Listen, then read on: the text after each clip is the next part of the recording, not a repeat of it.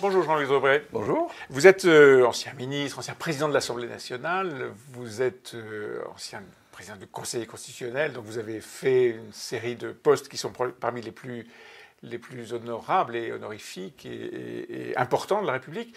Mais aujourd'hui, vous êtes un auteur, et vous êtes un auteur très prolifique de mémoires. Vous avez réécrit, ou en tout cas, vous avez écrit votre vie avec Jacques Chirac.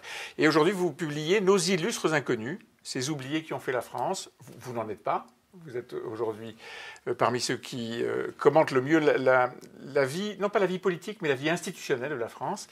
Et ces illustres inconnus sont, pour certains, très connus. Il y a Chaban-Delmas, il y a Manès France, il y a Pinet, il y a Philippe Séguin, Robert Schuman, et il y en a d'autres qui ont complètement disparu sur les 2 siècles de la démocratie française.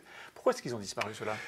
Parce que le théâtre de l'histoire est impitoyable, Ouais. Et qu'on ne retient que quelques personnages. L'idée de ce livre, c'est que je vais chaque mois dans une école, dans une classe en France, et que j'interroge sur la vie politique, l'histoire politique. Et je me suis rendu compte que nos enfants qui ont 12, 13, 14 ans ont complètement zappé l'histoire de la République. Parce qu'elle n'est pas enseignée ? Parce qu'elle n'est pas enseignée. Or, et j'en viens à l'actualité, si on veut réformer les institutions, Oui. pourquoi pas ? Mais ce qu'on nous propose, c'est de revenir à la 4e République. Et la 5e République est une réaction contre ça. C'est-à-dire le régime des partis, l'instabilité, ceux qui avaient été dénoncés par Léon Blum, par De Gaulle, par tout le monde, et qui avaient abouti à l'écroulement de la 4e. Et donc, quand j'interroge aussi sur notre société, je me rends compte que les gens ne croient plus à la loi. Or, notre société, elle a bougé, elle a évolué grâce à des lois. Je prends un exemple. Aujourd'hui, le droit de la famille, le droit des enfants naturels, le droit des enfants adultérins est reconnu. Oui. Mais il y a une époque où ces enfants naturels ou adultérins n'avaient aucun droit. Ils n'existaient pas. N'existaient pas juridiquement. Et qui a fait bouger ce droit ? Et c'est en réalité le doyen Carbonnier, qui était le doyen de la faculté, mais qui a inspiré, et ça a été reconnu, le législateur, en disant « vous ne pouvez pas laisser ces enfants en déshérence ». Alors c'est Jean Carbonnier qui inspire un chapitre sur justement l'évolution de la filiation dans votre livre. Il y a des quantités d'hommes publics, juristes, hommes politiques, pas de femmes. Alors, j'avais consacré il y a 2 ans... Vous en expliquez. Oui, je vous en explique parce que j'ai consacré il y a 2 ans un livre à ces femmes qui ont réveillé la France. Olympe de Gouges, etc. Olympe de Gouges, mais surtout la première femme avocate, la première femme magistrate, la première femme médecin. Et donc il y a des hommes qui sont oubliés et qui ont bougé les choses, qui ont fait évoluer notre société et qui ont par là montré que la loi avait un sens et pouvait avoir des conséquences sur notre vie quotidienne.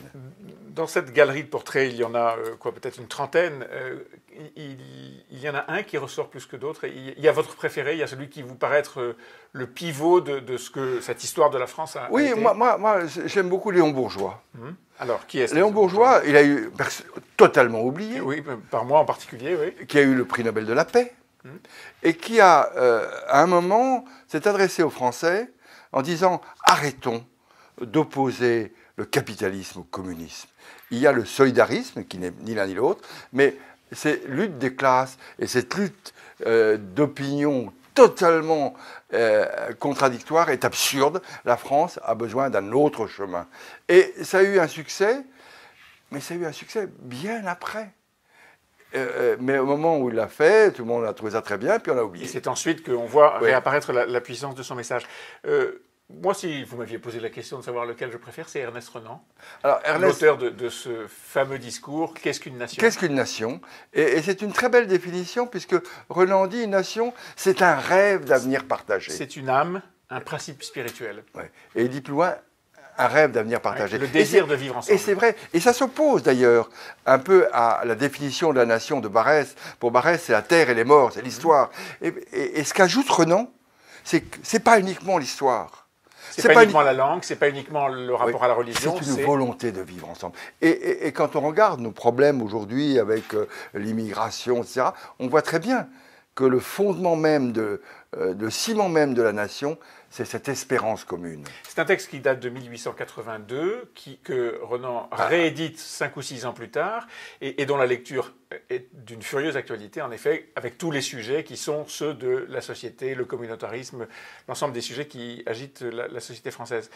Dans vos galeries de portraits, dans ceux qui ont fait bouger la France, ses institutions, son rapport au droit, etc., pas d'hommes ou de femmes sur la justice. Non, parce que je consacrerai un livre, moi qui suis magistrat. Mais voilà, je voulais en venir là, vous êtes magistrat, et il n'y a pas ces grands doyens de faculté qui, sur le droit, non pas sur les institutions, ont fait bouger Absolument. Les droits de la défense, que sais-je encore.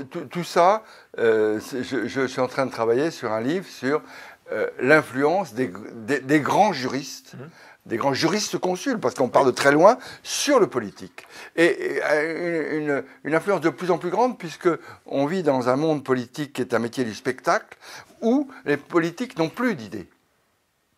Ils n'ont plus d'idées précises. Avant, il y avait le communisme, le gaullisme, le libéralisme, l'idéologie. Il n'y a plus d'idéologie. On voit dans ces périodes où l'idéologie ne prime pas, on voit arriver ces hommes et ces femmes, notamment Paul Bastide, dans le droit international. Dans le droit international, ils ont joué un rôle essentiel. La Société des Nations, c'est eux qui sont là. Mais aussi leur réflexion sur les modes de scrutin. Très important dans l'équilibre des institutions. Jean-Louis Debré, vous êtes ancien président de l'Assemblée nationale. Dans ce livre, il y a plusieurs illustres inconnus qui ne le sont pas tant que ça et qui ont été présidents de l'Assemblée nationale. Jacques Chaban-Delmas, Philippe Séguin, un des derniers portraits que vous écrivez. Aujourd'hui, le président de l'Assemblée nationale a démissionné de ses fonctions. Il est parti à la tête d'un ministère d'État. Beaucoup, y compris dans votre famille politique, je vais dire à droite... Je n'appartiens plus à aucune famille politique. Dans votre famille d'idées, alors à droite, disent on ne quitte pas la présidence de l'Assemblée nationale comme ça pour un ministère. Alors, chacun fait ce qu'il veut. Oui. Mais moi, ça m'a beaucoup choqué. Parce que la fonction de président de l'Assemblée nationale, 4e personnage de l'État, est une fonction qui doit durer. Et qui doit durer 5 ans. Pourquoi ? Parce que pour avoir de l'autorité, à la fois sur le monde parlementaire, mais aussi sur le monde des administrateurs de l'Assemblée, il faut être un patron qui s'impose. Or, si on commence à créer une instabilité ministérielle, et si on commence à considérer que la présidence est un marchepied pour aller autre part... Ce que Laurent Fabius avait fait, pour lui-même. Oui. Il avait été président de l'Assemblée nationale, il est devenu ministre des Affaires étrangères et ensuite au Conseil constitutionnel. Bon, chacun fait comme il veut. Moi, ça me choque. Ouais. Et je pense qu'il faut respecter les institutions. Vous êtes élu dans un régime de séparation des pouvoirs et vous restez pendant 5 ans à la fonction que vous avez eue. Dans les commentaires, beaucoup ont été critiques sur le mode que vous adoptez là. Certains ont dit qu'il faut que le président de l'Assemblée nationale soit fort, y compris face au Sénat. Et dans la République macronienne aujourd'hui, le fait d'avoir un président de l'Assemblée nationale fort face à un Gérard Larcher, membre des Républicains, qui est devenu un personnage fort des institutions, c'est important. C'est un bon raisonnement ? Oui, c'est un bon raisonnement, parce que l'Assemblée nationale existe en tant que telle. C'est la première institution. Elle est plus importante que le Sénat, c'est l'élu du suffrage universel, et dans l'équilibre des institutions, il faut naturellement que le président de l'Assemblée nationale ne soit pas le petit télégraphiste du président de la République ou du gouvernement, mais aussi qu'il fasse respecter les institutions, à savoir la primauté de l'Assemblée nationale dans le Parlement.